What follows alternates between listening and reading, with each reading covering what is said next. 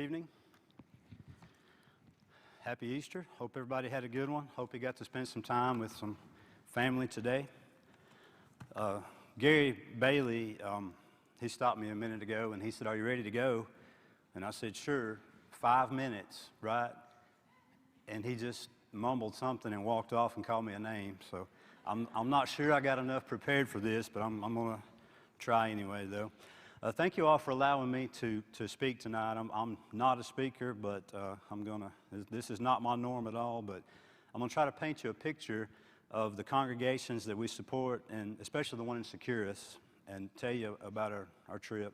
I've got this PowerPoint prepared. I've never done one before. Costa Kimbrough helped me with it. I appreciate him doing that, and Nathan helped me with it. Appreciate that too. So thank them. But if it's not right, it's all on them. It's not on me. So. No pressure, Costa, but I appreciate his help with that. If you would, please turn in your Bibles to Mark chapter 16. Mark chapter 16.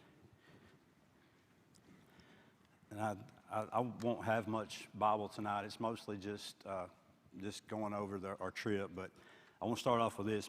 Mark chapter 16, verses 15 and 16. Can everybody hear me good? Everybody good? Okay. It's Mark chapter 16, verses 15 and 16. And he said to them, "Go into all the world and preach the gospel to every creature. He who believes and is baptized will be saved." That's the commandment that we're given. And to achieve this requirement, we as a congregation support many full-time missionaries around the world. Let me start this and make sure it's going to work.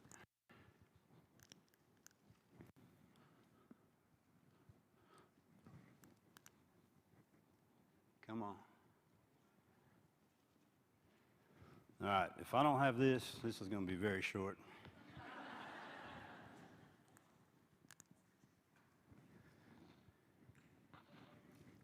All right, I got a thumbs up, so maybe somebody's working on it, I hope. Somebody asked me if I was nervous, and I said, "No, I'm not nervous. I don't get nervous. My knees are knocking, and my heart's beating fast, and I'm about to throw up, but I'm not nervous at all, though. It's no problem at all." Okay, so we got let me test it here. Yeah, okay. All right, so that's the commandment that we're given, and through your contributions and through the elders, we support many missionaries around the world. This is the sign in front of the church at Securus. It says, some of y'all can read it better than me, but it says, "Aquí se reúne la Iglesia de Cristo." And what that means is, here meets the Church of Christ. This is the sign that's in front of the building there. I'd like to start off tonight by telling you first about some of the other missions that Plainview supports, and then we'll go into our trip from a couple of weeks ago. I got this. I've had a laser pointer for a long time, like 20 years. Never had any need to use it. So I tried to find the thing, and I couldn't find it tonight, of course. So I borrowed Costa's. This is what he uses to sight rifles in, but it's got a laser on it. I'm thinking that it'll work just fine. Securus, let's see. Let me hit my next one here. All right, so Securus. Can everybody hear me when I turn? Okay, so Securus is in this area right here. San Jose is kind of in the middle of Costa Rica. Let's see, our Securus is where we went on our trip right here. It's about 3 hours east of San Jose, which is in the middle part. San Jose is the capital. Parral is in this area right in here somewhere. It's not on the map, but this is where Parral is. Parral is where Byram and Crystal work. Byram's been preaching there for about 5 years. Our own Christian Vargas, he preached in Parral before he left to come to the U.S., and then Byram took his place about roughly 5 years ago. San Ramon is in this area right here, and that's where Brother Leo preaches, and he works there with his wife, Jacqueline. Leo was while we were there 2 weeks ago. Upala is right there. That's Upala. Nicaragua's up here. Panama's down here, but that's Upala. So Upala is where Jose Antonio and his wife Marta, they work. They have a very strong congregation there in Upala. So these are the 4 congregations: Upala, San Ramon, Secures, and Parral, right in this area that Plainview supports with full-time ministers. There's also a congregation. You actually can't see it on this map, but it's in an island right here. It's called Ometepe, and Plainview sends some support there. We don't support the minister there, but we support some different works. I'll talk about those later. That's where Cristobal and his wife Dulce work there. And Nicaragua's they've been in kind of turmoil for the last few years, and we got some information earlier. I'll talk about that later, but it seems to be getting worse in Nicaragua. When I say support, what does that mean, support? What I mean by support is we pay the preacher a monthly salary at each of those 4 congregations. The church also, from time to time, will assist the congregations in special needs that they may have. Some examples of special needs would be like building repairs, building improvements, or some kind of emergency type something that's needed, and our church here will help support that. In Securus, Parral, and Upala, Plainview sends $100 per month on top of the preacher's salary to help with the ladies' ministries in each of those 3 congregations. Those same 3 congregations also get $200 per month for food for the local children on Saturdays. A lot of the kids, when they're in school, they get to eat. You know, the school provides their meals, but when they're out on the weekends, they don't get any food. And so Plainview sends money to help that, and those congregations will help. They'll have some kind of a Bible activity or a Bible study or something to help, and then provide a meal also for those kids. So Plainview helps with that too. All the preachers make close to the same salary, depending on how long they've been working. Those guys make 9 million colones per year. So that sounds like a lot, don't it? 9 million colones. But that actually equals to about $16,000 per year, or $300 per week, or roughly about $7.50 an hour. The average teacher in Costa Rica makes 10 million colones per year. The average accountant makes around 13 million colones per year, and the average dentist makes about 32 million colones per year. So those guys don't make a lot, but they're able to pay their bills and preach full time. Let's see, let me advance this. Back about 3 years ago, Plainview helped with a new tile floor. This was the old building. This would have been around 2017 or so. And then if you can see the floor now, it's much, much better. Plainview helped that. Plainview also helped with this ceiling. This was the old ceiling, and they had all these curtains hanging up. This is the new ceiling. We got some new LED lights. Anytime something like that, anytime there's a need for something like that, Plainview will usually provide the materials, and then the men of the congregation will do the work. 2 years ago, they added, this is the wrong picture, they added some much-needed air conditioning. See these 2 air conditioners up here? So those are very, very nice.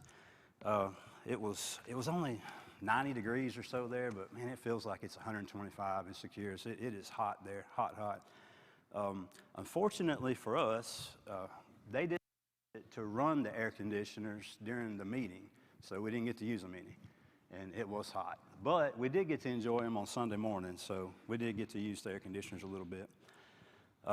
Side note, when we left the Huntsville airport Wednesday morning, it was 28 degrees here. When we got to Securus, it was 91. So it was much, much, much warmer there. Most all of us gringos, we got sunburned. If y'all see Caroline's sunburn there, we pretty much all look like that. The sun there is just hotter for some reason. It's hot. So this is Rodrigo's van.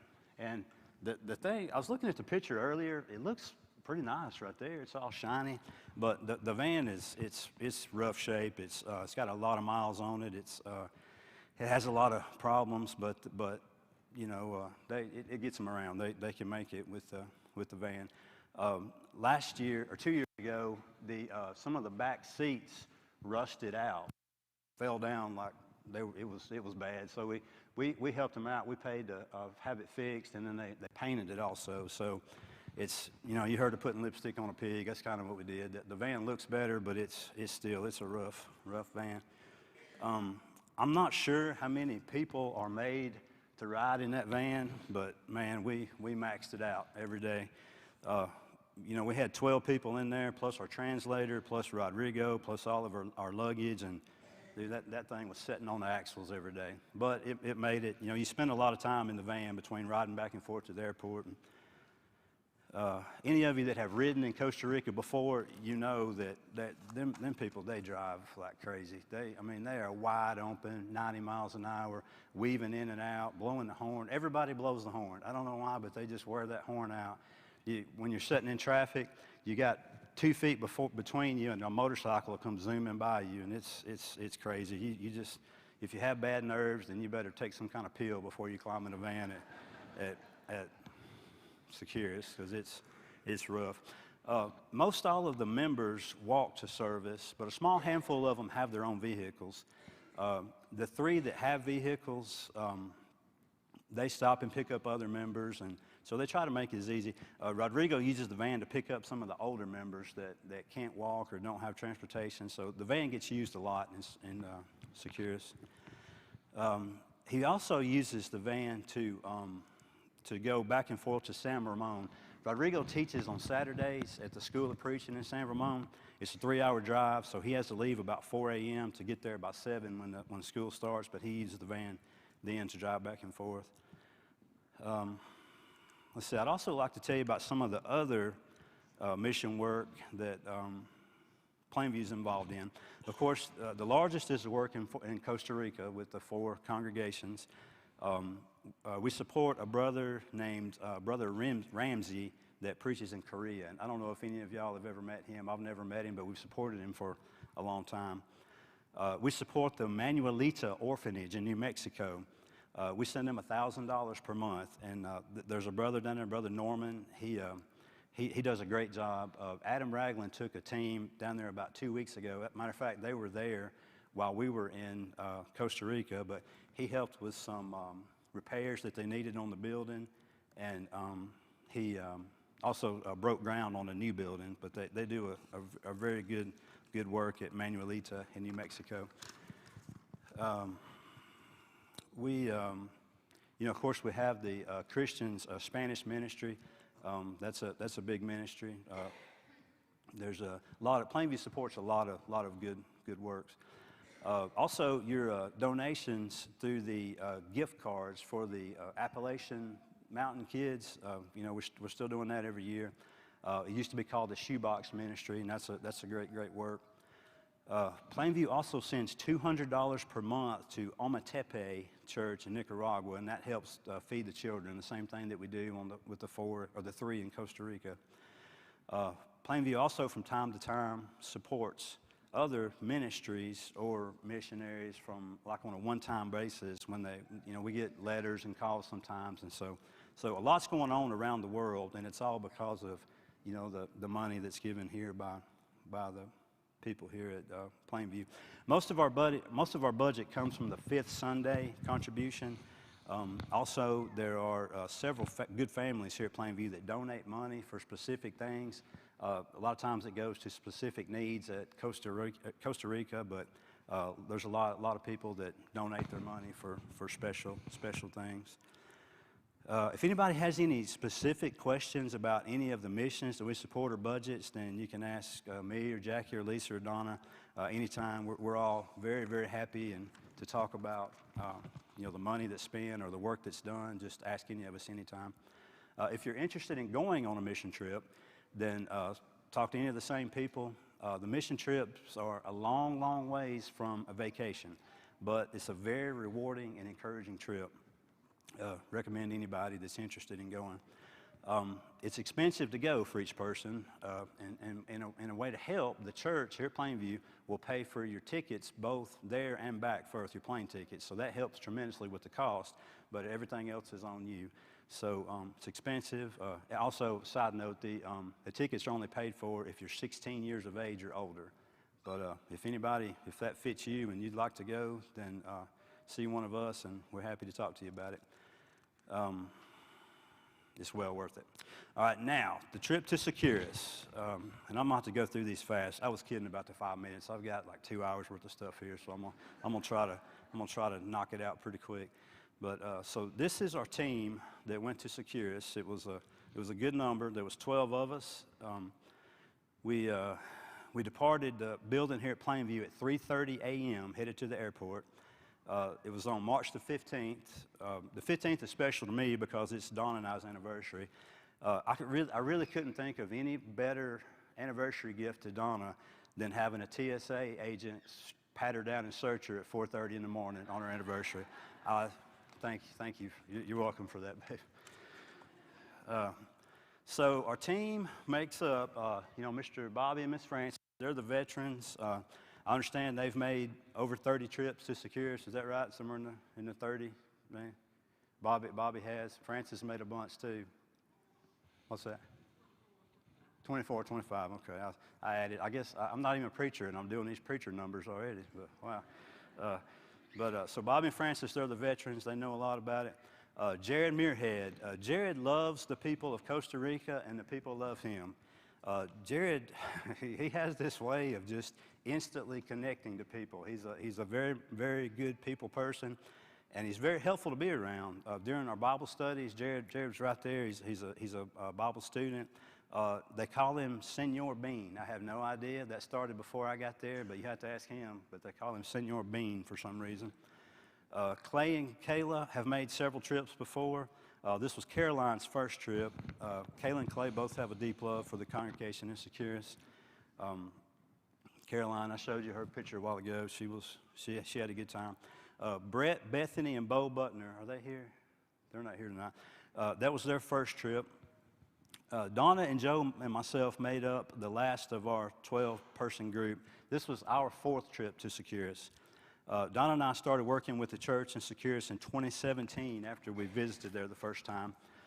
We were invited by Lisa Eakes and Linda Darnell to go to a special ladies, it's a ladies, I'm gonna call it a seminar, I guess. It was 2 or 3 days of all ladies stuff, and they invited us to go.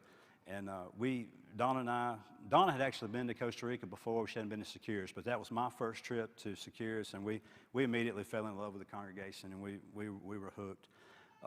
Most all of you have visited other congregations here in the U.S. from time to time, and while you're on vacation, you can, even if you've never been to a congregation before, you can find a congregation of the Lord's church and go to. And you walk in and you're talking to people, and you just feel the love because they're your fellow Christians. They love God like you do. Well, imagine that times 10, and that's how it is when you're in Securus. You just walk in and you just get that wonderful feeling that you're loved. And we all speak a different language, but yet we kind of understand each other. It's everybody greets you with a hug and a smile, and it's just a great thing. This is Bobby and Frances with Brother Rodrigo, the preacher. And I think my slides have got out of order. Okay, this was, Donna got greeted by a smile and a hug and a massage, so that worked out good for her. Most of the time, you don't really know what they're saying, but you just know that everything they're saying with love. I told you Donna had been to Costa Rica before. She was invited in 2012 with this group right here. It's a large group of people here. And they went to a youth camp in San Ramon called Camp Jenny Sue. Donna loved it. Kayla especially really loved it. Kayla just kind of fell in love with Costa Rica, and she actually came back and started studying Spanish immediately. And she said for a long time that she was going to be a missionary when she got out of school. And I never really promoted that very much. I kind of regret that now. She's laughing at me now, but I didn't. I wanted her to do something where she could make a living, and I should have promoted her to go to Costa Rica and follow her dream, but I didn't. A side note on this trip, Donna never dreamed that she would leave Lincoln County, Tennessee, and fly 2,500 miles and meet her future daughter-in-law right here. This was in 2012, you know, and they didn't get married for several years later, but that was the last thing on Donna's mind when this picture right here was taken in 2012. Let's see. The main reason for our trip to Securus was to help with the annual campaign. The campaign is very similar to what some of the congregations in this area have. You know, they have gospel meetings, and that's kind of what a campaign is. But there's a lot more to it than just the meeting part of it. The campaign requires a lot of planning and a lot of work, but they're always successful. We started each day at our hotel. This was our little hotel we stayed at. It's a different one than normal. We would leave the hotel building at around 7 and make a short trip to the building to get started. There's not many hotels in Securus, but it's a small little hotel. It costs you $42 a night, so I mean, you know what you get for $42 a night. But it was a very clean little hotel. The hotel didn't have any city water. It had these tanks where they caught the rainwater. You know, if you look here, you can see where they catch the rainwater and it runs down. And then from these tanks, it runs to the toilets and to the commode and stuff. It also didn't have any hot water, which, you know, our other hotel has, the one we usually stay in, has these little suckers right here. And these little things, they you know, you would think you're going to die because this is electrical wires that are plugged in, and it's on top of the shower. And if you time it just right, you can get you about a 60-second shower, hot shower there. We didn't have those at this hotel, but when it's 197 degrees outside, a cold shower is not that bad anyway. Let's see. We met a very special lady there, and I don't have a picture of her, but her name was Priscilla, and she owned the hotel. And Priscilla and Miss Frances just hit it off immediately. They become good friends while we were gone. Priscilla immediately started treating us like family. We never met the woman before in her life, but she treated us like she's known us her whole life. The second day we were there, Mr. Bobby got sick. Mr. Bobby got sick, and we had to take him back to the hotel, so we're just going to let him go back and rest for a little while. And so while he was there by himself, but Priscilla, she not only checked on him a few times, but she actually cooked him some stew for lunch, and then she went and got him some medicine that he needed. So Priscilla she almost adopted us, sort of. She was great. That cold water wasn't that bad after Priscilla. Priscilla made up for it. Each morning before we left, she would squeeze us some fresh juice from, some of it came from some trees that grew out in front of the hotel. Every morning we had that fresh juice. She would fix us a little bit of food in the morning sometimes too. I had my first bean sandwich. It was beans and bread, and it's actually pretty good, but she made us some one morning. Each morning when we got to the when we got to the building, it would be around 7:30 or so. The ladies, this is Raquel right here, I think. Yeah, this is Raquel. This is the kitchen at the back of the church, but she would cook for us every morning. There'd be some kind of breakfast and some coffee and some fresh juice. So we would eat there. After breakfast, we would sing some songs, and we would have a little short devotional, about a 10-15-minute devotional. The second morning we were there, Clay did the devotional. He did a great job on it. He did it in English, and we had some translators there. None of our group speaks very good Spanish. I would say that probably Jared's probably the best, I guess. Jared, Senor Bean, he's just pretty sharp on it. He can speak a little bit better. But so we had help from two translators. The first translator, his name was Mario. That's the sisters there. They were cooking us a big pot of stew right there. That's Mario there in the middle. Mario was a 24-year-old young guy. He was from I have a hard time saying this, but he was from the congregation of Alajara, which is kind of a little bit west of San Jose. Mario's 24 years old, and he's a law student, and he also preaches a little bit in Alahara. Mario helped us Wednesday, Thursday, and Friday, but he had to leave on Saturday so he could be back to his congregation and preach on Sunday morning. After Mario left, we had another brother come help us. His name was Marcelo. I've got a picture of Marcelo somewhere, but I got my slides out of order. I'm not going to blame it on Coda, but I got them out of order.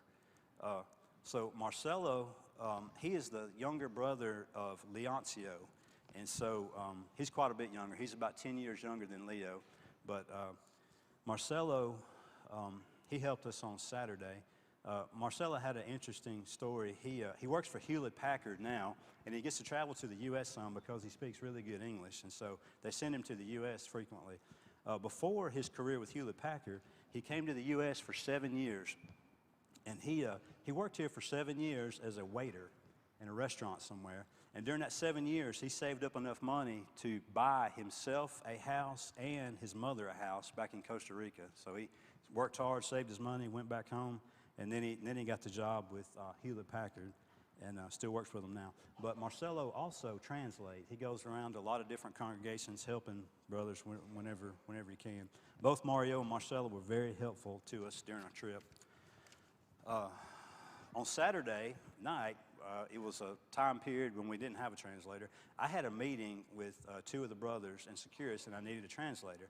So we called up Christian Saturday night, 10 o'clock, and he was no problem. We FaceTimed him. Christian helped us by translating. It was funny because I had my Bermuda shorts and my T-shirt on, and I was sweating like a dog. And Christian had a hoodie and a sweatshirt and coffee, and he was bundled up in a blanket like he was freezing to death.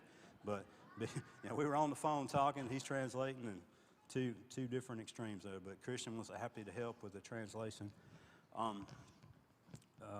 Let's see. After a morning Bible study, Brother Raphael from the congregation, he split us up into different teams, and our let's see if I have a picture of our team. This was the door knocking, but he split us up into teams, and we were split up into teams of about 4 or 5, and Brother Raphael would tell us, you know, you're going to this street, you're going to this street, and we just start walking and knocking on doors. We were equipped with, I've got some flyers here, but we were equipped with these flyers that had information about the church, and then we had these other flyers that had the times of our meeting every night. And so we handed those out. Don and I, we got lucky. We teamed up with Jared Muirhead and Mario, and they were great. I mean, we just sat back and watched them because they did a very good job. We were extremely fortunate because the first 3 doors we knocked on, we got 3 Bible studies. So we knocked on the first door.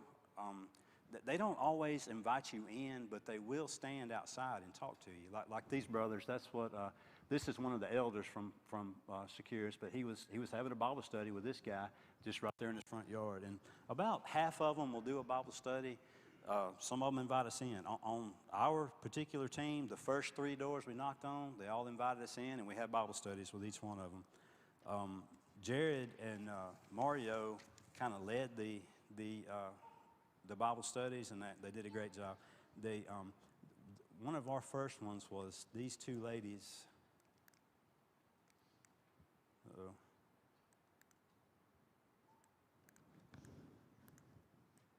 Okay, it was these 2 ladies right here. This young lady and this young lady. I'm not sure if they were sisters. I'm not sure, but we stood right there and studied with them for just a minute, and then they invited us in here to their table. And so we all went in, sat down. We studied with them for 30 minutes or so. They were very courteous. They were very attentive to everything that we told them. After about 30 minutes or so, we just left. We call it door knocking, but it's really not door knocking. It's more like gate yelling because it's like this right here. You know, everywhere you go, you just walk up. Everybody has gates. Everybody has bars, and so you just walk up and you holler upa upa or buenos, and somebody will usually come out. Not every time, but somebody will come out.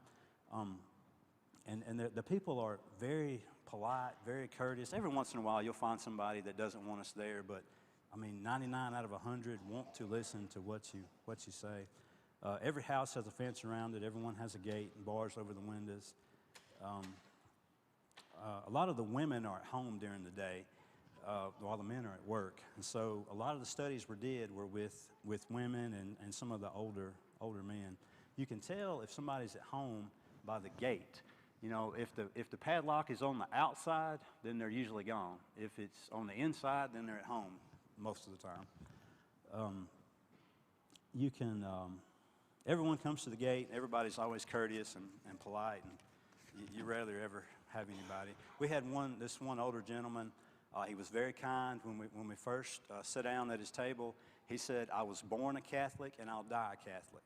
And so, you know, we didn't really know what to say, but he said, "But I want to study with you anyway." So we studied with him for 30 minutes, I guess. And they're all like that. It's much different door knocking there versus door knocking here. We spent between 30 and 40 minutes with each of the first 3 doors that we knocked on. And this is just my team. You know, we were split up in a bunch of different teams.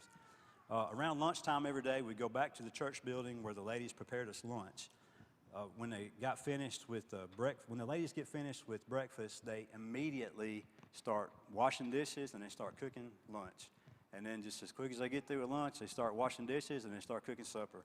And those ladies, they work. They cook for us constantly and clean up after us. The ladies spend on an average of 10 to 12 hours a day in the kitchen cooking and cleaning just for us, just for all the members of the people working at the campaign. Some of the guys, this is Clay and Joe and Jared and Donna washing dishes. They did help with that each day. They would help wash the dishes. The Costa Ricans are extremely clean people. For some reason, I don't know why, but they wash the dishes before you cook and after both. So every cup, every plate, every fork, it gets washed 6 times every day. And they wear a rag and soap out. They make sure that stuff is clean. So these guys helped wash dishes each time. We had roughly about 40 to 50 people each day helping with the campaign. Roughly 30 members from the congregation, plus the 12 of us, plus another 10 or 15 brothers from other congregations across the country that made the long trip to come. We have brothers from San Ramon, from Jose and Marta from Upala came. Even people from as far away as Panama came to help with the campaign, to help with the door knocking. Daniel and Maribel Chavez, which is, let's see, I had a picture of them somewhere, of Daniel. I don't see it now. But Daniel and Maribel is Yendri's parents. And they came to help. They drove 4 or 5 hours or so just to help us. Asen Dominguez, some of you may know him. He's from Guapolis. He also came.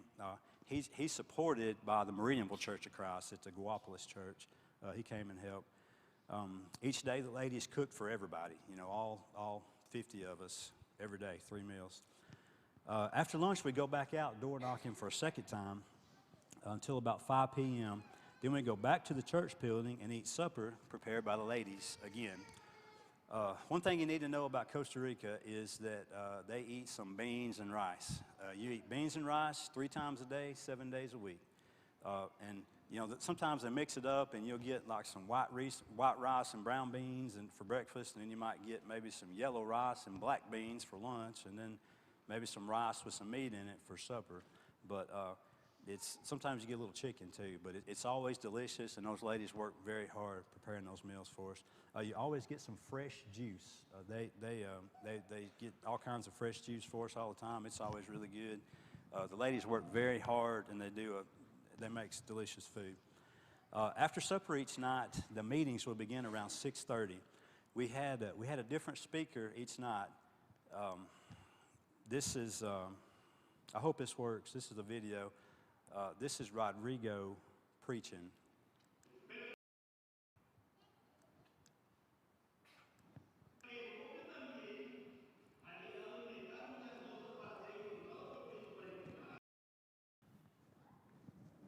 I guess it's going to play, but you get the gist. They get extremely excited.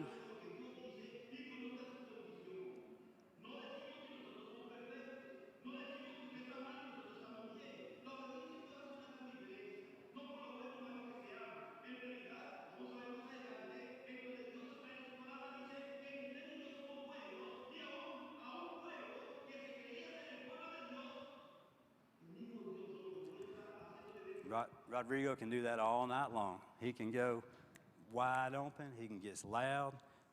It's hot, no air conditioning, but he brings you some lessons. And all the brothers are like that. Rodrigo preached on Friday night. There was 2 other brothers on Wednesday night and Thursday night, and they all speak like that. And they don't look at the clock either. You know, when they get done, they'll get done. But they just go and go. It's you know, we don't understand a lot about what they're saying, but you know, the people there are just extremely receptive. They bring some heated messages every night.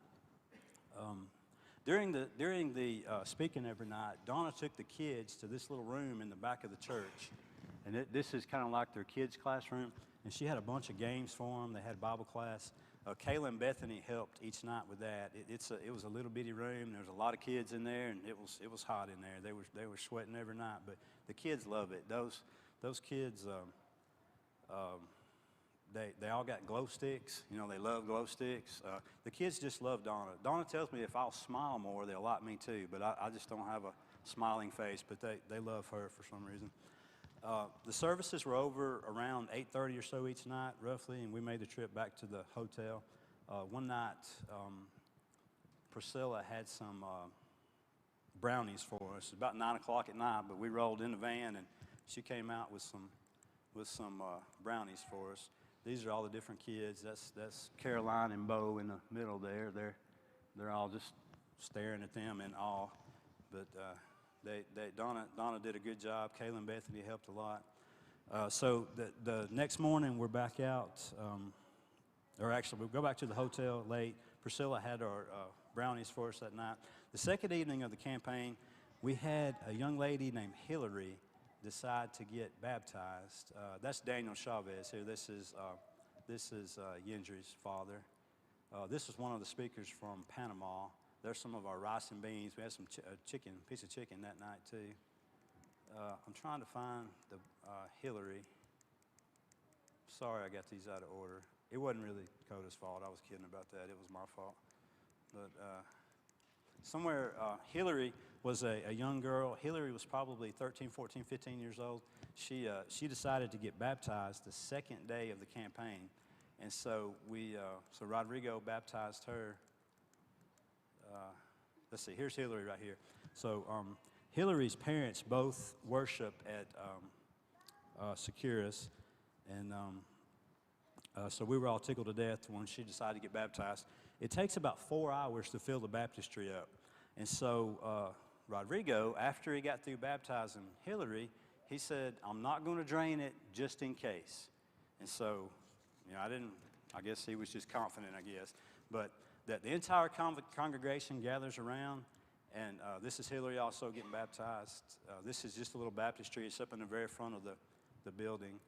The congregation all gathers around. You can't see them all in this picture, but they gather around, and we all sing hymns, and it's very emotional to watch somebody get baptized. And then a little while later, to our surprise, Coda Joe decided that he wanted to be baptized. And so, needless to say, me and Donna were thrilled to death. Joe's been ready to be baptized for a little while. We were not expecting this, but it was a great day in Securus that day. Rodrigo said, "Aren't you glad I left the water in the baptistry?" So, yes, I was very glad, very glad that he did. They all gathered around. Within a day of the baptism, Rodrigo gave Coda this cup, and it's got a picture of the baptism on it, and he made it. It was very neat, but gave it to us the next day, or a day or two after the baptism. Let's see. March the 16th was a great day in Securus. The baptistry is filled from tanks. We've got the same top tanks in the back of the building, so it's all rainwater, and it's very slow to fill it up. So that's what Rodrigo was saying. We're not going to drain it out. We'll keep it full. The first night we had 85 people at their meeting. The second night we had 79 people. The third night we had 68 people. After the morning door knocking on day 3, we had 2 ladies decide to get baptized. This was Kimberly, and then this was I forgot her name. Her name was Tanisha. They both were baptized after a Bible study. They studied with this team right here. This was Jared, Brent, Bethany, and this brother's name is Raphael. But they studied with these two girls for a little while, and then we came back to the building and they were baptized. Most of the houses in Securus are, they're just kind of made out of whatever materials they can find. They keep them dry. There's no insulation, no air conditioning in any of them. This is kind of one of your average houses. Most of them have like a kitchen and a bathroom and an open room and one or two bedrooms. This is actually Rodrigo's dad's house. And if you can see the top, they're all just open. That's just a tin roof, and they've just got the trusses across here, and they're open on the ends. And that's just a typical house. It doesn't get very cold there, and it gets very hot, but there's no insulation, no heat or anything. Now, the electrical systems are something else. This is kind of an average power pole on the street. There's wires everywhere. This is a meter in front of a house. Jackie says that the kids over there are just smarter than our kids, because our kids will be dead by touching all this stuff. I mean, this is right here within reach of a kid, but for some reason, the Costa Rican kids don't touch it, and they don't get electrocuted. Security is a big problem in Securus. This is our church building. You can see the sign right here. The church across meets here. We've got a gate over here. We've got a gate here, and we've got bars all the way across the front. Mr. Bobby helped build some of this stuff. I don't know what all he did, but security is a big deal. All the houses have this. This is a little side lot. Look at this last one. There's a little lot right here where the van's at. So after service, they pull the van out, and some of the younger guys play soccer. And if you notice right here, this is razor wire, and it goes all the way around 3 sides. Razor wire is great for keeping people out, but it's not good for Joe's brand new soccer ball he just bought. He kicked it up there, and it was shredded instantly. But they've had a problem in Securus the last couple of years. They've had guys will break in and peel the metal off the top, and it's all open, and so they'll just drop in and they'll steal the speakers and stuff, and then maybe the razor wire will help keep that. Let's see. Each night, a different man sang in the congregation.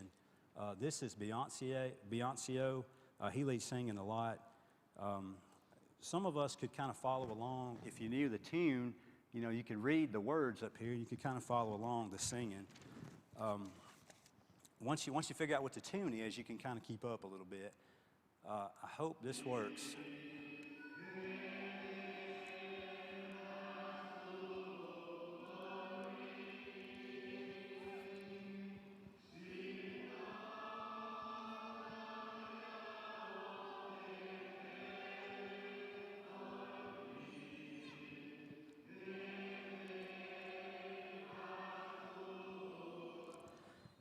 It's a sweet sound to hear. It's a small building. It's a lot of people, and every one of them sing loud. But it's a very sweet sound to hear. So we had a very successful campaign. We had 4 baptisms. We left Securus on Saturday morning for a day trip, and we went.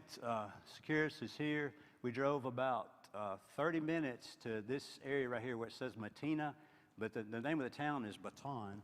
And we visited there.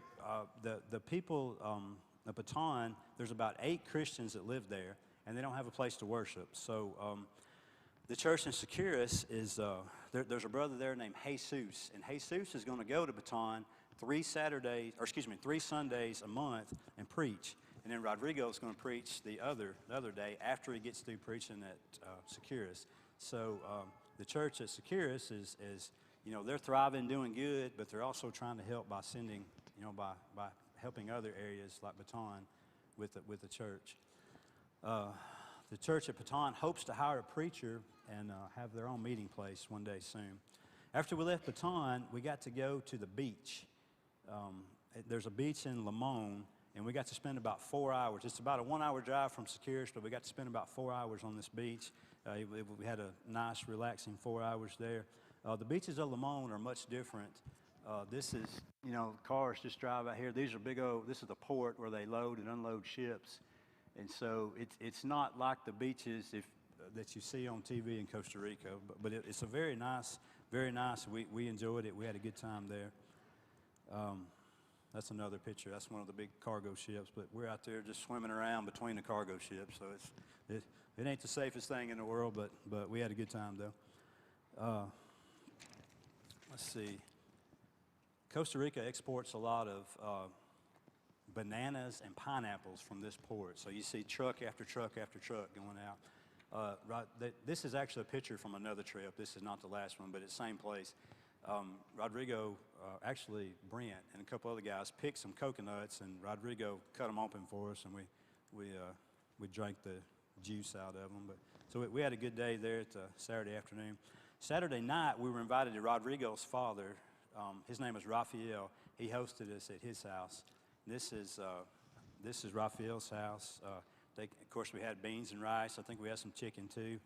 We had a good time, a fellowship. This is Raphael right here. This is their front porch. Him and Mr. Bobby were out there. I don't know what they were talking about, but they were talking about something. Let's see. The next morning we got back, Sunday morning, just a regular service. This is Marcella. This is the picture I couldn't find a while ago. This is Leoncio's younger brother, Marcella. He preached on Sunday morning.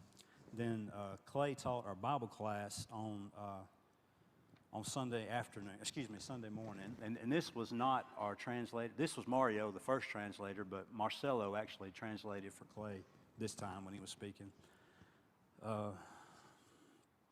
Clay did a great job on his class. After Clay finished, I was asked to speak, and of course I had nothing prepared, so that was a very short little deal right there, but I talked to him just for a minute. I told the congregation that Plainview appreciated all the good works that were done in Securus each day to help spread the good news.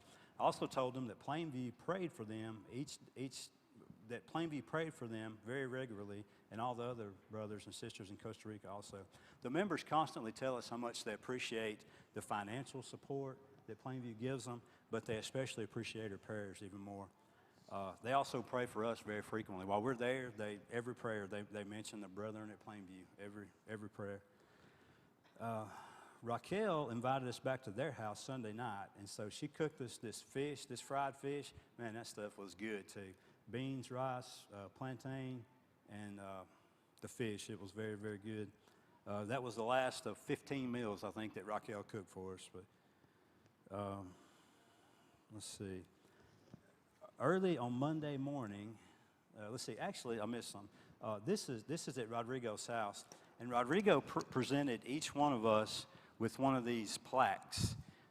Like this one, it's appreciation to Josh, Donna, and Coda for your participation in the campaign at Securus. I think I got a picture of that somewhere too. That's Rodrigo when he was given his the mug to Joe. This is our mine and Donna's plaque that we got. So then we started the next morning, Monday morning. We started our trip back toward the airport. It takes about 3 hours to drive back. It was very, we actually left early that morning from Securus, and then we didn't get back to the building here until about 1 o'clock Tuesday morning. So it was a very long day of traveling, but it was an exhausting trip, but it was a great trip. We loved it. We enjoyed it. We can't wait to go back next year. That kind of sums up our trip real quickly. I know this has gone long. I'm trying to wrap it up here. I wanted to real fast give you a little bit of background history about the church in Securus. The church in Securus was established, that's some of our travelers there. Let's see. The church in Securus was established somewhere around 1985. This was a neat picture. This was Joe, and I don't know these two fellas' names, but this is Joe 5 years later with the same two guys. Another picture of, this is Donna with Hillary's the girl that got baptized, and her little sister. And then this is Donna, same ones again 5 years later, but I thought those were pretty neat pictures. This is the same little girl too. I don't know her name either, but same little girl 5 years later. That's Mr. Bobby. He's holding that post up there. Let's see. In around 1985, a man named Ivan Villard started preaching in Securus in 1985. He preached there from 85 until 1989. After, for whatever reason, he quit preaching there, and then from 1989 up until, for about 10 years, until 1999, the brothers, they all just kind of pitched in and preached whenever they could, but they didn't have a full-time preacher. They had a building, they just didn't have a preacher. So two of our former elders, Brother Bobby Tucker and Brother Bobby Underwood, they traveled to Securus to try to find a preacher. And so they found Rodrigo. He was working on a tree farm. And so the two Bobbies decided to hire him, and he was the man for the job. They started off paying him $800 a month, and he's been working ever since then. That was almost 25 years ago. Rodrigo and Raquel, let's see. This is Rodrigo and Raquel. They've been married for somewhere in the neighborhood 24, 25 years. They have two sons. This is an old picture, but this is Christopher and this is Jonathan. Christopher's probably 23 or so now, and Jonathan's about 19, somewhere in that neighborhood. That's an old picture of him. Let's see. The congregation has roughly about 75 members, regular faithful members in Securus. It's a very strong congregation. It's one of the stronger ones in Costa Rica. This is Brother Juan. He's one of the brothers there. Securus is blessed because they have about 5 or 6 men that can preach, can lead singing, can teach. A lot of the other churches don't have that, but Securus is blessed in that way. These are a bunch of the ladies. They have so many hard-working ladies in Securus that will do anything. They cook, clean, they teach, they do whatever they needed to keep the congregation, and they're sort of kind of the backbone of the church. But the church is led by these 3 brothers right here. These are the 3 elders. This Rodrigo's a preacher, but he's also an elder. This is Gerardo, and this is Beyoncio. And Rodrigo and Gerardo were appointed around 3 years ago. We went, myself and Donna and Jay and Alvy and a few other people went and appointed Rodrigo and Gerardo as elders, and that's about 3 years ago. And then later, Beyoncio was added. These are their wives. This is Rodrigo, Raquel, Beyoncio, Gerardo, and I've forgotten both of their names, but that's their wives also. Securus is one of the smaller, or excuse me, the stronger congregations in Costa Rica. There are one of only a very few number of congregations that have elders, and these elders have all just came in the last 3 years or so, but there's not many that have elders. Donna had these blue shirts made for them. She got some help from Odalis, but they came up with this design, and it says Pure Vida, which means pure life.